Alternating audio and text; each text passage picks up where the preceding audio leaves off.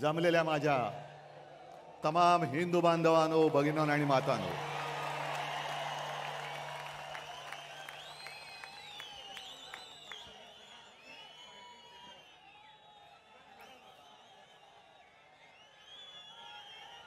सर्वप्रथम आपल्याला सर्वांना दसऱ्याच्या शुभेच्छा देतोय। आज शस्त्रपूजन आणि सरस्वती पूजन करत असतो आपण।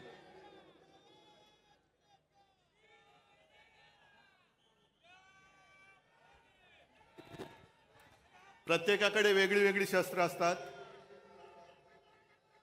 कोणाकडे तलवार आहे, कोणाकडे गन आहे, कोणाकडे मशीन गन आहे, पण आमच्याकडे लढवय्या मन आहे।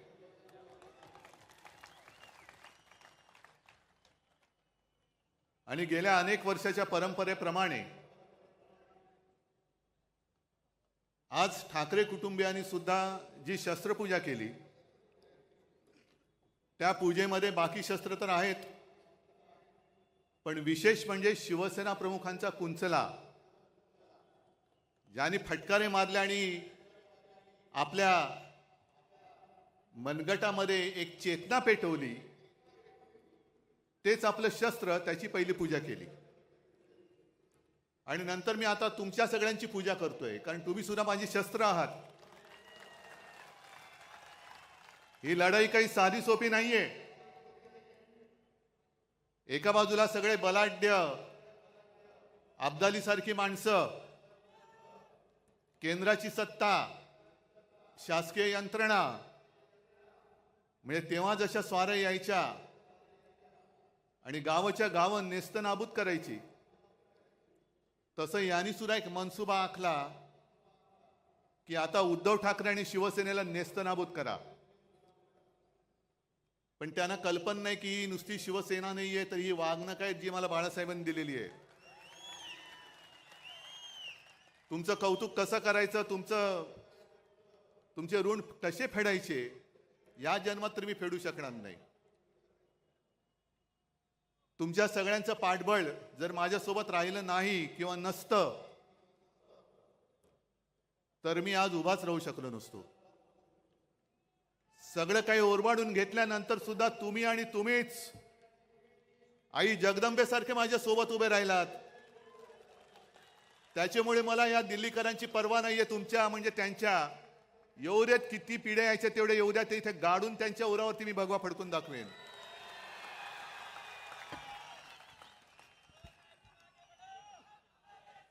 मजल दर मजल करत चाललेलो आहोत। 56 वर्ष, 57 वर्ष, मी तर म्हणेन दरवर्षी शिवसेनेला नवीन अंकुर फुटतायत। आणि आज हे भगवे जे आहेत, हे भगवे मशाली झालेले आहेत त्यांच्या। इथला प्रत्येक शिवसैनिक आजपासून शिवसेना प्रमुखांची, बाळासाहेबांची मशाल बनवून या भ्रष्टाचारी सरकारला चूड लालवाशिवाय राहणार नाही। संजय राऊतजी, आपण जे बोललात की टाटांबद्दल सांगितलं की उद्योगपती गेल्यानंतर हळहळ वाटणं हे फार हल्ली दुर्मिळ झाले।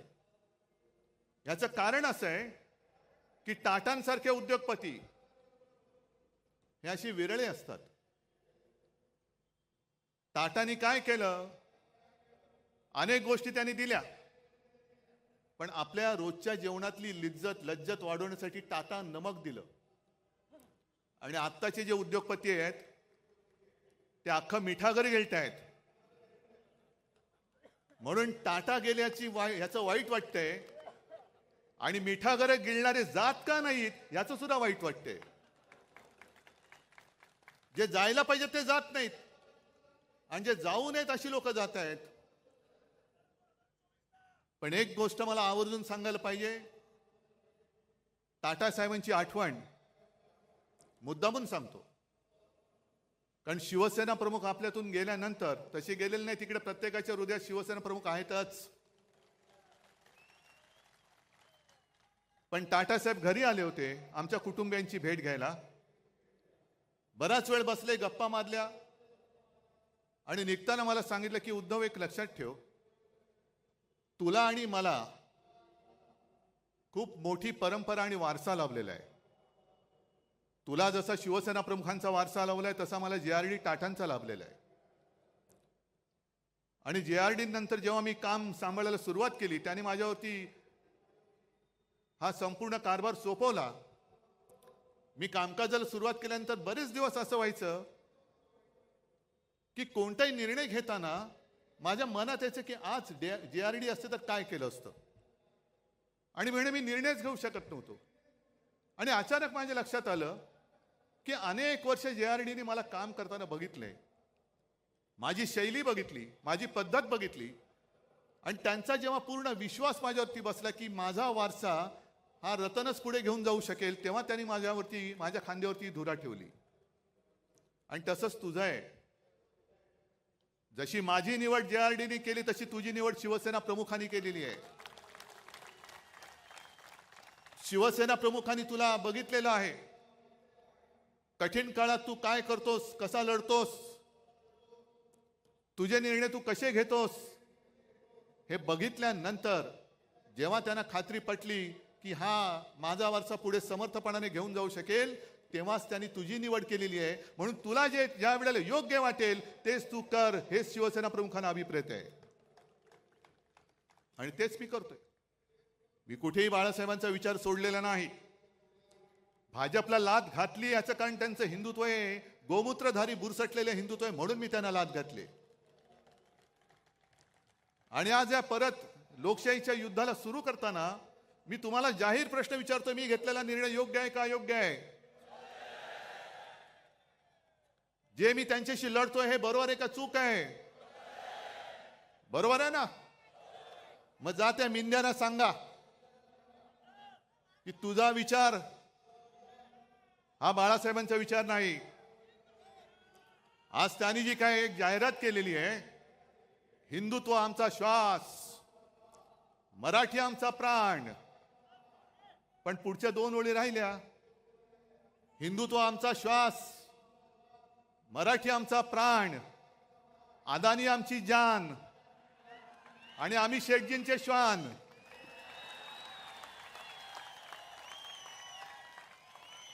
हे शेपूट हलवणारे, मी कुत्र्यांचा अपमान अजिबात करू इच्छित नाही,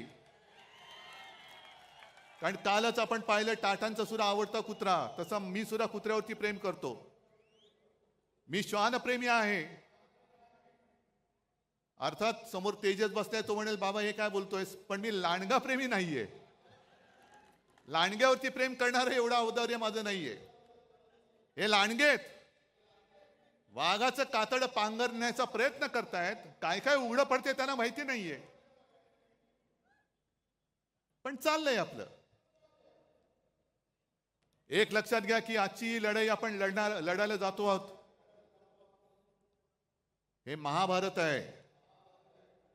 जसं कौरव माजले होते आणि अधर्माच्या बाजूने उभे राहिले होते, 100 होते, पांडव 5 होते. शकुनी मामा कोण आहे तुम्हाला माहितीये?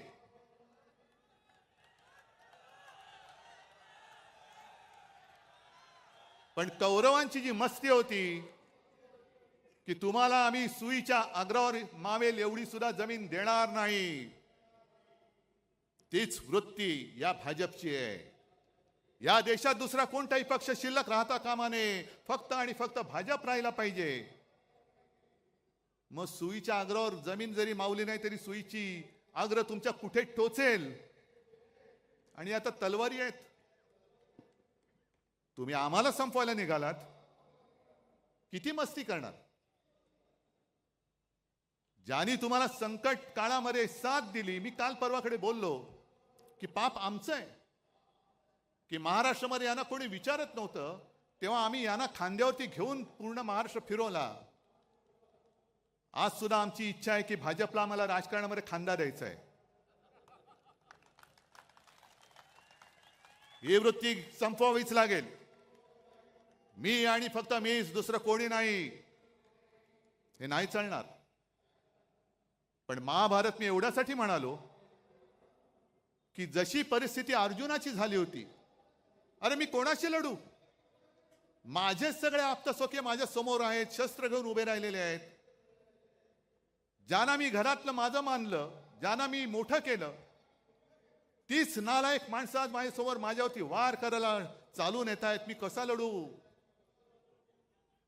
आणि म्हणून कृष्णाला अर्जुनाला गीता सांगावी लागली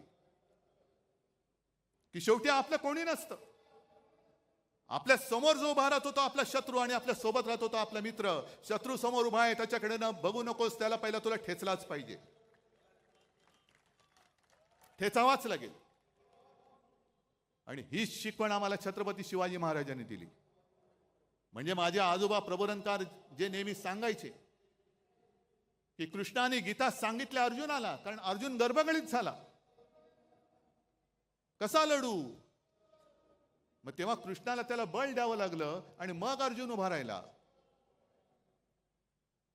कृष्णाने गीता सांगितल्या अर्जुनाला, पण अंमलात आणली ती आमच्या छत्रपती शिवाजी महाराजांनी. महाराजांच्या सुद्धा अंगावरती सगळे आप्तस्वकीयच आले होते, आपलीच लोक आली होती. पण महाराजांनी बघितलं नाही हा कोण आहे. जो स्वराज्यावरती चालून येतो तो माझा शत्रू, त्याचा शिरच्छेद केलाच पाहिजे. तशीच ही लोक ही आज आपल्या अंगावरती चालून येत आहेत. यांचा राजकारणामध्ये शिरच्छेद केलाच पाहिजे, करावाच लागेल. आणि एवढं मोठं दैवत आपलं छत्रपती शिवाजी महाराज,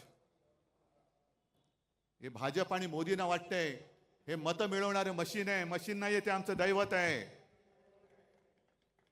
अरे आपण जय श्रीराम बोलतो, पण पुराणामध्ये प्रभू रामचंद्र होऊन गेले. आज सुद्धा आपण दसरा, श्रीरामाने रावणाचा वध केला म्हणून आपण तो पाळतो. किती त्यांनी राक्षस मारले, किती दैत्य मारले.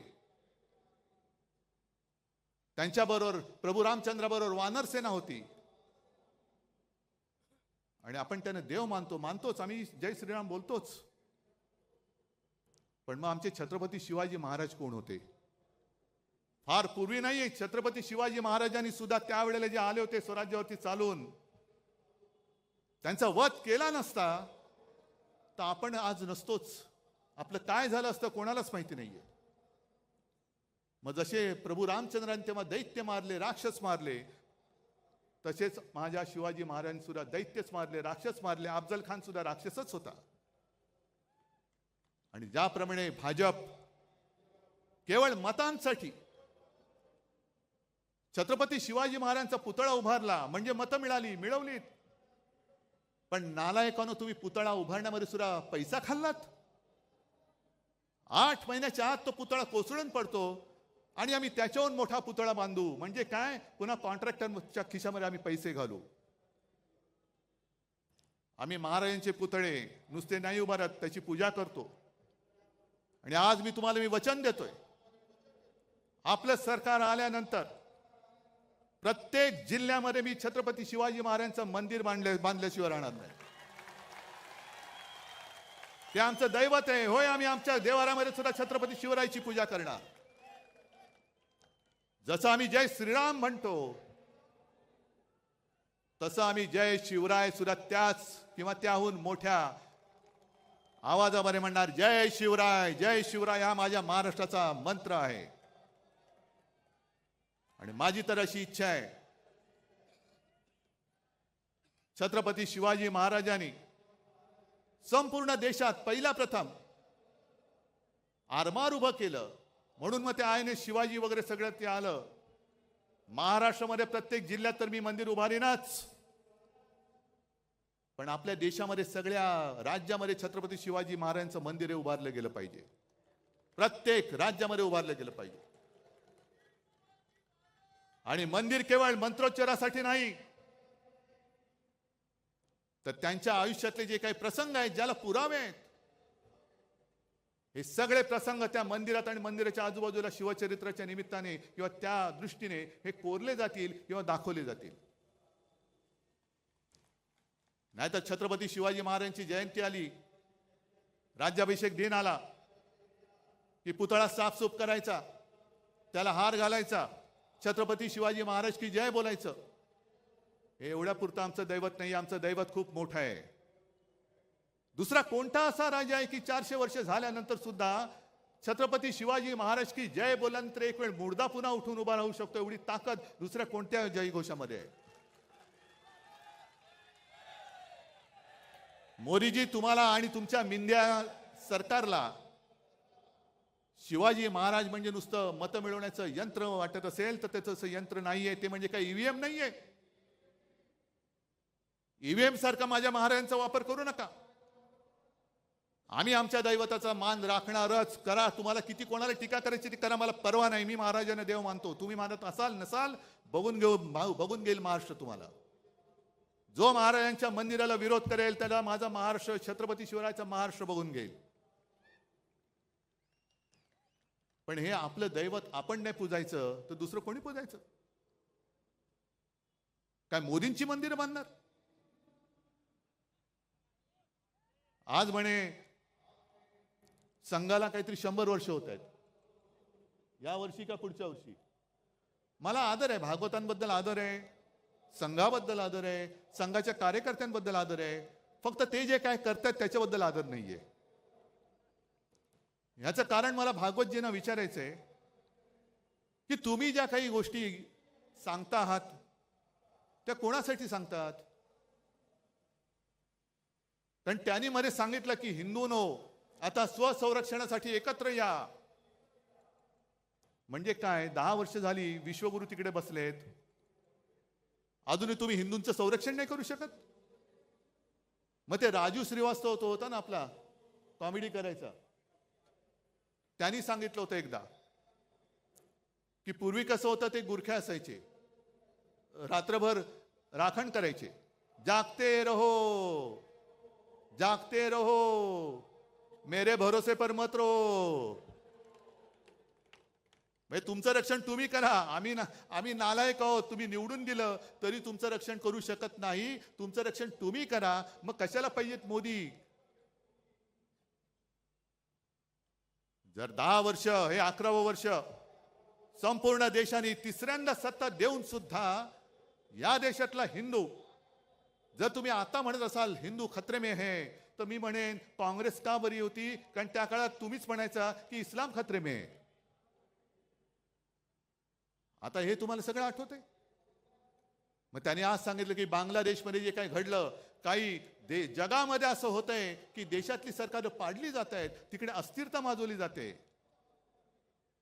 आणि मग अल्पसंख्याक कोणी असोत ते धोक्यामध्ये येतात, असुरक्षित होतात. आता आपल्याकडे एक म्हण आहे, लेकी बोले सुने लागे. पण बांगलादेशाला बोलतात म्हणजे सुने लागे लेकी लागे की काय? की बांगलादेशात काय चाललं हो, तुमचे जे बसलेत तिकडे ते या देशामध्ये काय करतायत? मला या पद्धतीने गद्दारी करून खाली खेचलं हे तुम्हाला दिसलं नाही? ज्या शिवसेना प्रमुखांनी तुम्हाला साथ सोबत दिली, त्यांचा पुत्र मुख्यमंत्री म्हणून बसला होता, काम करत होतो की नव्हतो? आणि एवढं करून सुद्धा गद्दारी करून तुमच्याच ह्या शकुनी मामाने आमचं सरकार खेचलं आणि गद्दारांना उरावर घेऊन राज्य करताय. मग RSS ला मला विचारायचे की 100 वर्ष झाले, घ्या चिंतन शिबिर घ्या. आणि 100 वर्ष तुम्ही का घालवलीत? का कष्ट केले? का मेहनत केली? का पिढ्या बर्बाद केल्या? आत्ताची जी काय भाजप आहे, ही भाजपा तुम्हाला मंजूर आहे, आम्हाला तर मंजूर नाहीये. कारण पूर्वीचा जो भाजप होता अटलजी आणि अडवाणीजींचा, तो एक कसा एक वेगळा होता, भगव्याला मानणारा होता. त्याच्यामध्ये एक वेगळ्या प्रकारचं मी म्हणेन पावित्र्य होतं, आत्तापेक्षा तरी नक्कीच होतं. पण आत्ताचा भाजप हा हायब्रिड झालेला आहे. म्हणजे जसं संकरित गाय असते ना, हायब्रिड. म्हणजे मी काय ऐकलेलं आहे असं की सगळे म्हणजे दुसऱ्या परदेशी वळूची बीज वगैरे त्यांच्या गर्भाशयात टाकतात, तसा भाजप झालाय. सगळे इतर पक्षाची लोक, मोठमोठे नेते या भाजपच्या गर्भात घुसलेमध्ये, आणि तो भाजप हा आमच्यावरती राज्य करणार. एवढा वाईट असा विचार आजपर्यंत कोणी दिलेला नव्हता. भारतीय जनता पक्ष, लाज वाटली पाहिजे भारतीय म्हणायला, आणि जनतेचा पक्ष तो राहिलेलाच नाहीये. सगळे विचित्र भ्रष्टाचारी माणसं एकत्र करून तुम्ही आमच्यावरती राज्य करतात.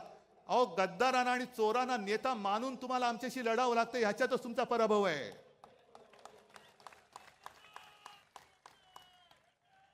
चोरांना डोक्यावर बसवत आहे, गद्दारांना डोक्यावर बसवत आहे, आणि किती खाताय, किती भ्रष्टाचार करताय. बरं, हिंदुत्व हिंदुत्व म्हणजे नेमकं आहे तरी काय? मी हा प्रश्न तुम्हाला प्रत्येक दसरा मेळाव्यामध्ये विचारणार आहे. मरे गाईला राज्यमातेचा दर्जा दिला, चांगली गोष्ट आहे. एक देशी प्रजाती म्हणून गाई वाचवलीच पाहिजे.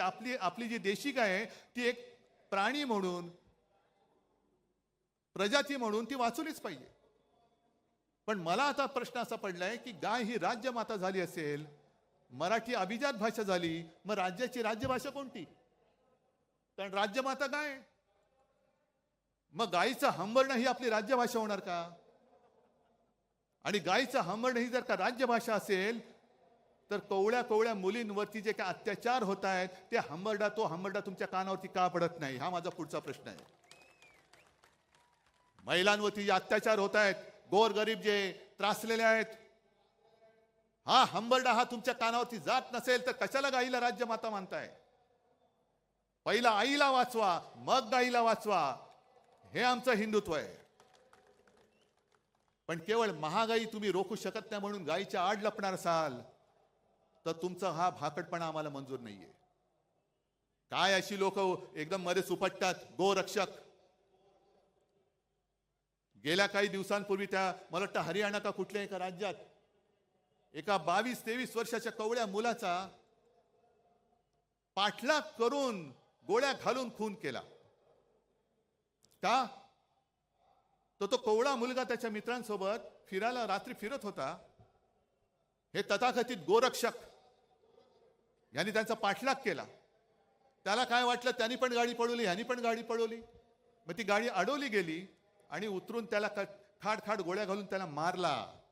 याचं कारण संशय असा होता की तो गाडीतून गोमांस घेऊन जातोय, गोमांसाची तस्करी करतोय. निघाला कोण? आर्यन मिश्रा. काय कुठे बातमी आली दुसऱ्या दिवशी? नाही, कारण मारला गेला हिंदू. पण हाच जर का आर्यन खान असता, आणखीन कोणतरी आर्यन शेख असता तर काय आगडो मुसळला असता. हिंदुत्व खतरे में, हिंदुत्व खतरे में. जर गोमांसाची तस्करी केली म्हणून तुम्ही आर्यन मिश्राला मारला असाल तर मग किरण रिजिजू जे बोलले स्वतः की मी गोमांस खातो, बीफ खातो, काय माझं वाकडं करायचं तर करा, काय केलं का त्यांना काय तुम्ही करत नाही, गोळ्या घाला, असं माझं म्हणणं नाहीये. पण हा दुतोंडीपणा का करतात? कवळी कवळी मुलं तुम्ही मारतात, गोळ्या घालून मारता, आणि जे बीफ खातो तुम्हाला काय उकडायचं ते उकडा म्हणणार आहे त्यानं मोदीजी तुम्ही तुमच्या कॅबिनेटमध्ये बाजूला मांडी लावून बसवता. हे हिंदुत्व मला मान्य नाही, हे थोतांड मला मान्य नाहीये. आणि म्हणून मी लढतो यात बेगडी हिंदुत्ववाद्यांशी. नव हिंदुत्ववादी जे म्हणतात बेगडी हिंदुत्ववादी, म्हणून मी लढतोय त्यांच्याशी. एक तर संपूर्णपणे तुम्ही देशाची विल्हेवाट लावलेली आहात. हिंदू मुसलमान असा तर झगडा लावलेलाच आहात. हिंदूंमध्ये पुन्हा भेदभाव करतायत. महाराष्ट्रामध्ये आल्यानंतर हिंदूमध्ये पुन्हा मराठी अमराठी करताय. मराठी माणसामध्ये पुन्हा जातीपातीमध्ये भांडणं लावतायत. याला आरक्षण देऊ, त्याला आरक्षण देऊ. अहो, तुमच्यात जर का धमक असेल तर आजपर्यंत तुम्ही आरक्षण देऊन दाखवायला पाहिजे होतं. मग ते मराठ्यांचं आरक्षण असेल, धनगरांचं आरक्षण असेल, ओबीसींचं आरक्षण कायम ठेवण्याचा प्रश्न असेल, आदिवासींचं आरक्षण कायम ठेवण्याचा प्रश्न असेल, हे आजपर्यंत तुम्ही करून का दाखवलं नाहीत? आणि तसं पाहिलं तर 95-96 सालीच्या सुमारास वाजपेयींनी सोलापूरमध्येच जाहीर सभेत आश्वासन दिलं होतं की माझं सरकार आल्यानंतर पहिल्या कॅबिनेटमध्ये मी धनगरांना आरक्षण देईन. वाजपेयीजी जाऊन आज इतके वर्ष झाले, अजूनही धनगर तसेच लढतायत. मराठा माझा तसाच लढतोय. आदिवासी भयभीत झालेले आहेत, ओबीसी भयभीत झालेले आहेत. का तुम्ही हे पाप करतात? का जातीपातीमध्ये भांडणं लावतात? आणि हेच ते शिवतीर्थ आहे जिथून शिवसेना प्रमुखांनी सांगितलं होतं, मराठा मराठेतर, ब्राह्मण ब्राह्मणेतर, 96 कोळी 92 कोळी, स्पृश्य अस्पृश्य, घाटी कोकणी, हे सर्व भेदाभेद गाडून मराठी माणसाची भक्कम एकजूट बांधा. ती मराठी माणसाची एकजूट बांधली गेली नसती, शिवसेना उभी राहिली नसती आणि हिंदुत्वाचे रखवाले म्हणून जेव्हा भाजपवाले शेपटे घालून बिळात बसले होते, तेव्हा जर काही मराठी माणसाची ताकद हिंदुत्व हिंदू म्हणून उभी राहिली नसती तर मोदीजी तुम्ही आज दिल्लीमध्ये दिसला नसतात. ही माझ्या महाराष्ट्राची मराठी माणसाची ताकद आहे. ज्याला तुम्ही चिरडायला निघालात, काय आम्ही काय गुन्हा काय केला होता आणि काय पाप केलं होतं. आज सुद्धा अमित शहा जे बोलतात, मग किती माणसं निर्लज्ज असावीत, माणसाने किती निर्लज्ज असावं.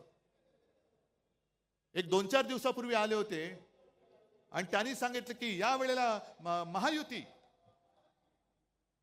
पण 2029ला 100% म्हणजे यांची एक्सपायरी डेट आज लिहून ठेवलेली आहे. अहो अमितजी, एक तर पहिलं तुमचा भाजपा सांभाळा, कारण 10-15 दिवसापूर्वी मी नागपूरला गेलो होतो. आपण बाबा शहरी बाबू आहोत. मी शेतकऱ्यांचं कर्जमुक्त जरूर केलं, माझं कर्तव्य म्हणून केलं.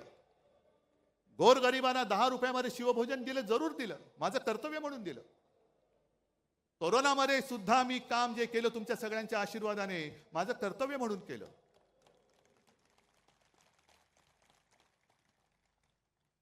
पण नागपूरला मी गेलो, मी तुम्हाला का म्हटलं की मी शहरी बाबू आहेच, मला शेतीतलं कळत नाही, पण शेतकऱ्याचे अश्रू मला दिसतात जे तुम्हाला दिसत नाहीत. नागपूरमध्ये गेल्यानंतर मला तिथल्या लोकांनी सांगितलं की उद्धवजी हालत फार वाईट आहे. सोयाबीनला भाव नाही, कापसाला भाव नाही, गेल्या वर्षीचा पीक विमा अजून मिळालेला नाहीये, बँका कर्ज देत नाहीयेत आणि त्याच्यामध्ये काय काय वेळेला नैसर्गिक आपत्ती येते. संत्र्यावरती म्हणतो एक डिंक्या रोग येतो. म्हटलं डिंक्या रोग म्हणजे काय? नाही, तो खोडावरती येतो किडा, खोड किडा, आणि तो खोड पकडून टाकतो. आणि दुसरा गुलाबावर आपलं कापसावरती येतो, कापसाच्या बोंडावरती येते ती गुलाबी अळी. आता ती अळी जॅकेट घालते की नाही मला माहित नाही, पण तिला गुलाबी बोंड अळी असं म्हणतात. अमित शहाजी, तुमच्या भाजपच्या झाडाला दाढीवाला खोडकिडा लागलाय आणि तुमच्या बोंडावरती गुलाबी जॅकेटवाली अळी पडली, ती बघा.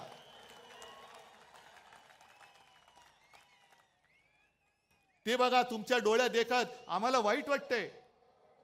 अरे एकेकाळचा आमचा मित्र असा डोळ्या देखत कुरतडला जातोय, पोखरला जातोय, पण यांना त्याचं काही सोयरसुतक नाहीये. सत्ता पाहिजे, सत्ता पाहिजे, सत्ता जिहाद.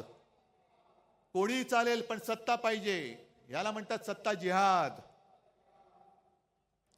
आणि एक एक बातम्या ज्या काही मी वाचतोय, तुम्ही वाचतात. मला वाटतं माझ्या आधीच्या वक्त्यांनी त्याचा समाचार घेतला, आदित्यने पण घेतलेला आहे. एक तर बातम्या मी वाचतोय, आता खूप आणले, काय काय वाचायचं. हे बघा, 225 कोटींच्या थकीत देण्यांमुळे पालिकेचा मोडला आर्थिक कणा. हे कुठला? भिवंडी पाणी वीज बिल थकले, कर्मचारी ठेकेदारांची देणी तुंबली, म्हणजे भिवंडीची कथा. आणि बाजूला बातमी, नव्या मुंबई विमानतळावरती सुखोई विमान उतरले. ते सुखोई नव्हतं, दुसरं होतं.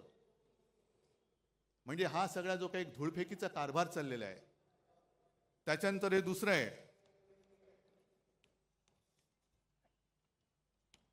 हे बघा, हे ठाण्याचं आहे. हजारो कोटींची खैरात करूनही ठाणे पालिकेची झोळी फाटकी.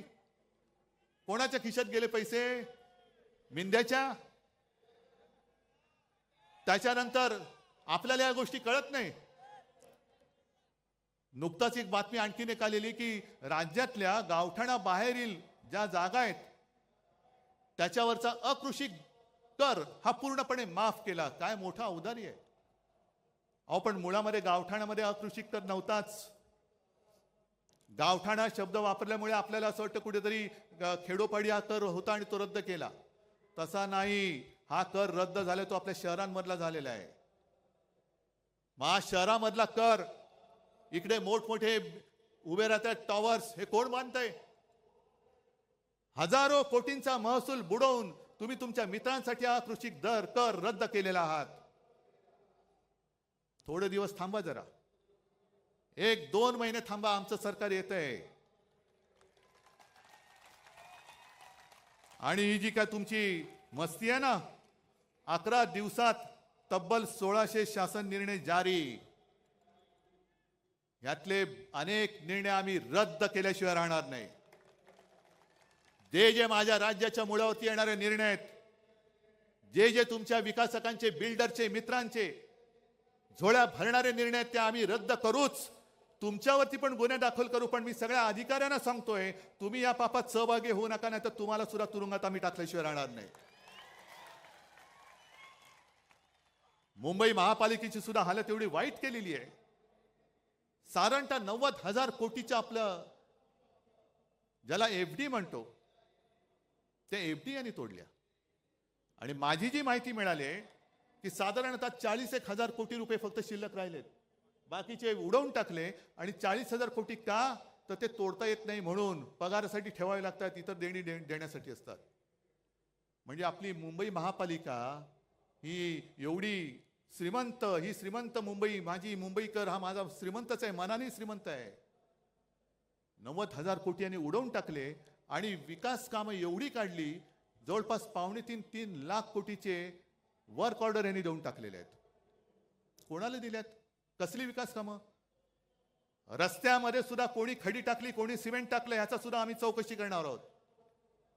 आणि मी तुमच्या सगळ्यांच्या साक्षीने मुंबई महापालिका आयुक्तांना आवाहन करतोय, हा माझ्या मुंबईकराचा पैसा आहे. हे 3 लाख कोटी तुम्ही कोणाच्या उरावरती, कोणाच्या सांगण्याने टाकले, ते सगळे त्या कॉन्ट्रॅक्टर सकट कोणत्या कामासाठी सकट टाकले, ते आम्हाला त्याची यादी पाहिजे. आमचं सरकार आल्यानंतर आम्ही घेऊच. पण तुमच्यामध्ये जी काही एक आम्ही सुद्धा जी शपथ घेतो, तुम्ही पण घेता ना शपथ. मग 3 लाख कोटी तुम्ही असे माझ्या महाराष्ट्राचे उधळून टाकले. राज्य सरकारने सुद्धा कर्ज घेण्याची जी एक मुदत असते दर महिन्यामध्ये, माझी माहिती अशी आहे, अंबादास तुम्ही चौकशी करा, त्यांनी फ्रंट लोडिंग हा एक शब्द आहे. म्हणजे काय की उद्या जे घेणार असू ते आज घ्या. डिसेंबरची कर्ज घेण्याची मुदत ही आज वापरलेली आहे, आज वापरले. म्हणजे तुम्ही कर्ज काढून फटाके फोडताय आणि माझ्या सर्वसामान्य लोकांना गुंगवून टाकताय की बघ आम्ही दिवाळी साजरी करतोय. अरे पण कर्ज काढलंयस. म्हणजे पूर्वी जसे इतिहासामध्ये असे दाखले आहेत की आपला प्रतिस्पर्धी जिंकतोय म्हटल्यानंतर आता आपण वाचणं शक्य नाही, हार नक्की आहे, तर आपणच आपलं शहर जाळून टाकायचं. विध्वंस म्हणजे शत्रू आलाच, प्रतिपक्ष आलाच. होय, आम्ही तुमचे शत्रू आहोतच. जे जे महाराष्ट्र लुटतात त्यांचे आम्ही शत्रू आहोतच. तर त्यांच्या हाती काही पडू नये, सगळं खाऊन फस्त करायचं. मग आले की यांचा ठणठण गोपाळ. आणि एकूण जी भयानक परिस्थिती जी मगाशी आदित्यने सांगितली, तुम्हालाही माहिती आहे, धारावीच्या माध्यमातून अख्खी मुंबई लुटतायत. काय नाही दिलंय अदानीला? चंद्रपूरची शाळा दिली, तिथल्या खाणी दिल्या, विमानतळं दिली, बंदरं दिली, धारावीची झोपडपट्टी दिली, इथली वांद्रे रेक्लेमेशनची जागा दिली. त्या पलीकडे मुंबईमध्ये आणखीन मिठागरं, Kurla Mother Dairy, Dahisar check नाका, मुलुंड चेक नाका, सगळ्या जागा. जसं संजय तुम्ही बोललात, सब भूमी अदानी की. कशासाठी मग आम्ही जगायचं? का आम्ही संयुक्त महाराष्ट्राचा लढा देऊन मुंबई मिळवली? रक्त सांडून मिळवलेली मुंबई आहे. अदानीने आम्हाला बक्षीस दिलेली मुंबई नाहीये. आज जे आम्ही द्वेषाने लढतो आहोत, अनेक लोक मला विचारतात, अहो उद्धवजी तुम्हाला काय प्रॉब्लेम आहे, तुम्ही का नाही जात? म्हटलं का जाऊ, कसा जाऊ? अरे ज्या घराण्यामध्ये माझ्या आजोबांनी संयुक्त महाराष्ट्रासाठी लढा दिला, त्यावेळी ते पहिल्या 5 मधले नेते होते, माझ्या वडिलांनी दिला, माझ्या काकांनी दिला, त्या घराण्यातला मुलगा मुंबई माझ्या डोळ्या रिकत विकली जात असताना शेपूट घालून किंवा पैसे घेऊन मी गप्प बसू शकतो? म्हणून मी लढतोय. माझ्यासाठी मी नाही लढत, मी मुंबईसाठी लढतोय, मी महाराष्ट्रासाठी लढतोय. जे दिसतंय ते पाहवत नाहीये. आणि सगळेच त्यांना सामील होणार असतील तरी देखील मी लढेन. जोपर्यंत तुम्ही माझ्या सोबत आहात तोपर्यंत मी लढेन. आणि मोदीजी तुम्ही जे बोलला होतात लोकसभेच्या वेळेला, जे फेक नॅरेटिव्ह सांगत होतात, पण तुम्ही जे बोलला होता ते रेकॉर्ड आहे कि ये लोग आपका मंगलसूत्र खींच लेंगे, ये आपके घर की टोटी निकालेंगे. घरातले नळ काढणार, मंगळसूत्र काढणार आणि कोणाला देणार? जिनके ज्यादा बच्चे हैं उनको आपका मंगलसूत्र दे देंगे. मग मी त्याच भाजपला आणि मिंध्यांना विचारतोय, मग तुम्ही काय संपूर्ण महाराष्ट्र लुटून माझ्या महाराष्ट्रातल्या महिलांचं मंगळसूत्र अदानीला देणार आहात, की अदानीचं मंगळसूत्र माझ्या महाराष्ट्राच्या गळ्यात बांधणार आहात? आम्ही अदानीचं मंगळसूत्र बांधणार नाही. अदानीच्या हातात मी माझ्या माता भगिनीचं मंगळसूत्र अजिबात देणार नाही. अदानी कोणी माझे शत्रू नाही आहेत, पण निविदेच्या बाहेरचे अनियमित मुद्दे आता त्याच्यामध्ये टाकून अदानींच्या हातामध्ये सगळा महाराष्ट्र आणि मुंबई देणार असाल तर आमचं सरकार आल्यानंतर आम्ही पहिलं धारावीचं टेंडर रद्द केल्याशिवाय राहणार नाही. आज मी जाहीर करून टाकतो. धारावीकरांना हाकलून द्यायचं, धारावीकरांना उचलून मिठागरात टाकायचं, लांब लांब फेकून द्यायचं. आमचं सरकार आल्यानंतर मी धारावीमध्ये माझ्या पोलिसांना जागा देईन, गिरणी कामगारांना जागा देईन. जे मराठी माणसं तुम्ही मुंबईतनं तडीपार करताय त्या सगळ्या मराठी माणसांना मी धारावीत आणेन. आणि वांद्रे सरकारी कर्मचाऱ्यांची जी वसाहत आहे, मी मुख्यमंत्री असताना शेवटच्या कॅबिनेटमध्ये मी निर्णय घेतला होता की माझ्या सरकारी कर्मचाऱ्यांनी जिथल्या तिथे घर मी देईन. ह्याने सरकार बदलल्यानंतर निर्णय बदलला. संपूर्ण जागा त्यांनी कोर्टाला देऊन टाकली. कोर्टाला जागा द्यायला आमची ना नाही, आम्ही त्यावेळेला कोर्टाला जागा देत होतो, कोर्ट सुद्धा त्याला मान्य होत होतं. पण त्या सगळ्या सरकारी कर्मचाऱ्यांना सांगतोय की घाबरू नका, सगळे एकजुटीने जर का सोबत राहिला तर हे सरकार आपण आपलं आणूच. आणि जो निर्णय मी माझ्या मंत्रिमंडळात घेतला होता की सरकारी कर्मचाऱ्यांनी जिथले तिथे घर आणि कोर्टाला सुद्धा तिकडे बाजूला जागा, ही माझं सरकार आपलं सरकार आल्यानंतर मी केल्याशिवाय राहणार नाही. का नाही करायचं हे? नाहीतर मग शेवटी कशाला नावं घ्यायची, कशाला छत्रपती शिवाजी महाराजांची मंदिरं बांधायची? मंदिर एवढ्यासाठीच बांधायचं की आता जे महिलांवरती अत्याचार चाललेले आहेत आणि हे लगेच कोण देवा भाऊ हा भाऊ, अरे काय इतर वेळेला सगळं खाऊ. पण जसं त्या ठाण्यामध्येच ना, ठाणे जिल्हा ना, तो शिंदेला गोळी घातली, शिंदेला गोळ्या घातल्या ना, शिंदेला गोळ्या घालायलाच पाहिजे होत्या. आणि आनंद दिघे असते आज तर त्यांनी सुद्धा शिंदेला या पापाबद्दल गोळी घातलीच असते. आनंद दिघेने पहिली शिंदेला गोळी घातली असती की असा हा नराधम महिलेवरती अत्याचार करतो, आईवरती वार करतो, हा नराधम जगायच्या लायकीचा नाही. म्हणून शिंदेला गोळी घातली, बरंच झालं. शिंदेला गोळी घातली याचं दुःख नाहीये, शिंदेला मारायलाच पाहिजे होता. पण शिंदेला मारल्यानंतर जसं आपल्या मराठीमध्ये म्हणतात, म्हातारी मेल्याचं दुःख नाही पण काळ सोकावतोय. शिंदेला गोळी का घातली? कारण तुमचे बाकीचे सगळे जे होते त्यांना वाचवण्यासाठी, तुम्ही पुरावा नष्ट करण्यासाठी म्हणून शिंदेला गोळी घातली असेल तर त्याचा सुद्धा उलगडा झाला पाहिजे. पण तरी देखील शिंदेला गोळी आनंद दिघेने घातलीच असती.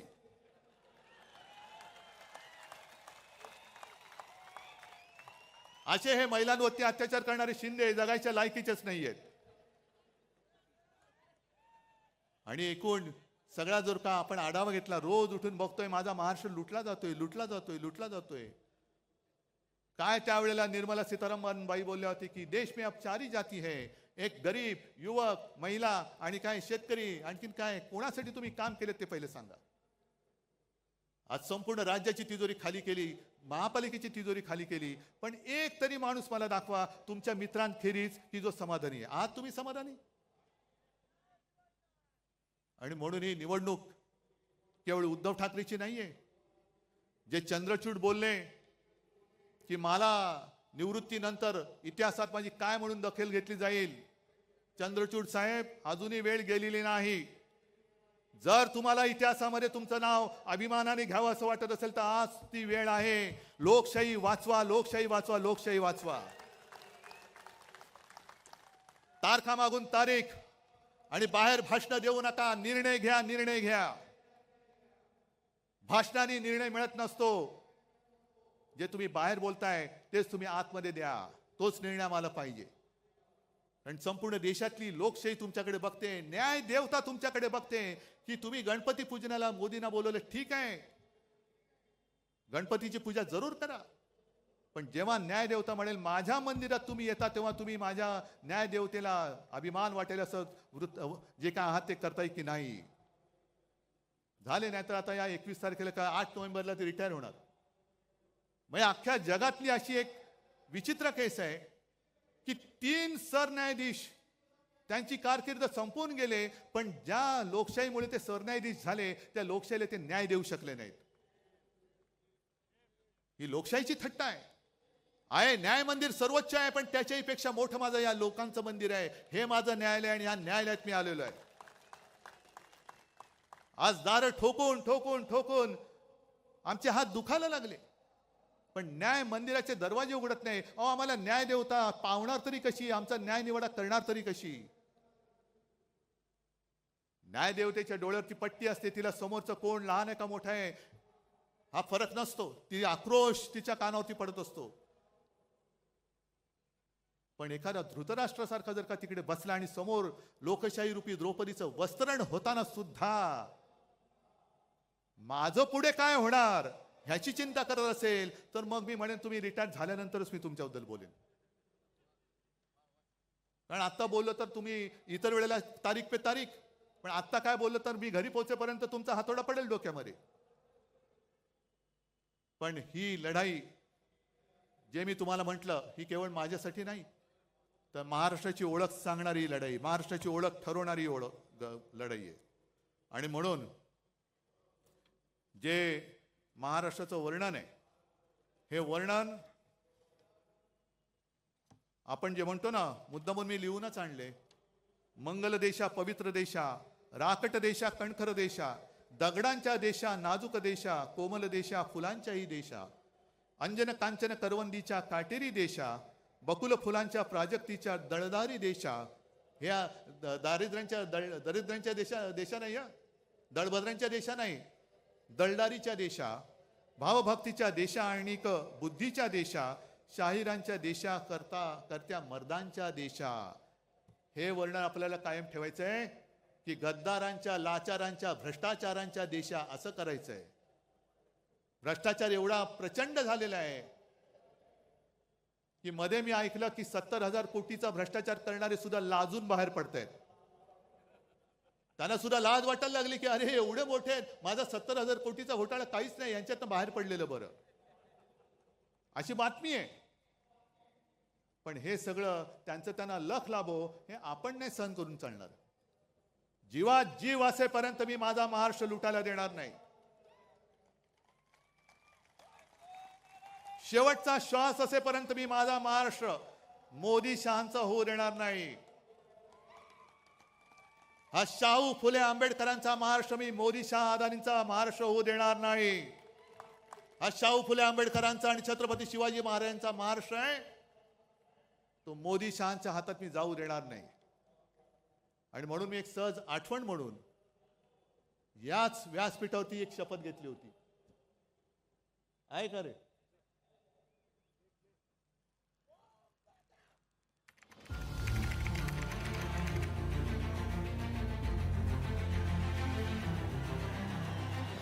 छत्रपती शिवाजी महाराजांना वंदन करून आणि माझ्या आई वडिलांचे स्मरण करून मी उद्धव बाळासाहेब ठाकरे ईश्वर साक्ष शपथ घेतो की कायद्याद्वारे स्थापित झाले आहे अशा भारतीय संविधानाबद्दल मी खरी श्रद्धा व निष्ठा बाळगेन. मी भारताची सार्वभौमता व एकात्मता उन्नत राखीन. मी महाराष्ट्र राज्याचा मुख्यमंत्री म्हणून माझी कामे निष्ठापूर्वक व शुद्ध बुद्धीने पार पाडीन आणि संविधान व कायदा यानुसार सर्व तऱ्हेच्या लोकांना मी निर्भयपणे व निस्पृहपणे तसेच कोणाच्याही विषयी ममत्वभाव किंवा आकस न बाळगता न्याय वागणूक देईन. मी उद्धव बाळासाहेब ठाकरे ईश्वर साक्ष शपथ घेतो की महाराष्ट्र राज्याचा मुख्यमंत्री म्हणून माझ्या विचारार्थ आणली जाईल किंवा मला न्याय होईल अशी कोणतीही बाब असा मुख्यमंत्री म्हणून माझी कामे यथायोग्य पार पाडण्यासाठी आवश्यक असेल ते खेरीज करून एरवी मी कोणत्याही व्यक्तीला किंवा व्यक्तींना प्रत्यक्षपणे व अप्रत्यक्षपणे कळवणार नाही किंवा त्यांच्याकडे उघड करणार नाही.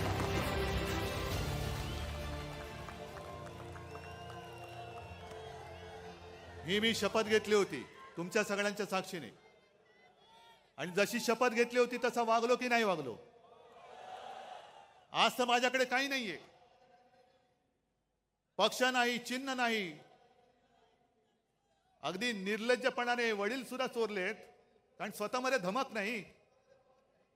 पण आज काही नसताना तुम्हाला सोबत घेऊन मी शपथ घेतोय, तुम्ही सुद्धा माझ्यावर शपथ घ्या. आहे तयारी? ठीक आहे, मग घ्या शपथ. मी एक स्वाभिमानी महाराष्ट्र प्रेमी म्हणून शपथ घेतो की 106 हुतात्म्यांच्या बलिदानातून मिळालेला महाराष्ट्र मी लुटारू आणि दरोडेखोरांच्या हाती जाऊ देणार नाही. मी शपथ घेतो की छत्रपती शिवराय व हिंदू हृदय सम्राट शिवसेना प्रमुख बाळासाहेब ठाकरे यांनी मराठी माणसांची भक्कम एकजूट उभी केली, ती मी अभेद्य ठेवेन. मी शपथ घेतो की महाराष्ट्रात अंधकार घडवणाऱ्या दिल्लीतील शहायांना रोखण्यासाठी मी हिंदू हृदय सम्राट शिवसेना प्रमुख बाळासाहेब ठाकरे यांची मशाल बनून लढत राहीन. मी शपथ घेतो की हिंदू हृदय सम्राट शिवसेना प्रमुख बाळासाहेब ठाकरे यांना अभिप्रेत असलेली शिवशाही महाराष्ट्रात आणण्यासाठी मी हीच मशाल धगधगत ठेवेन. जय हिंद, जय महाराष्ट्र.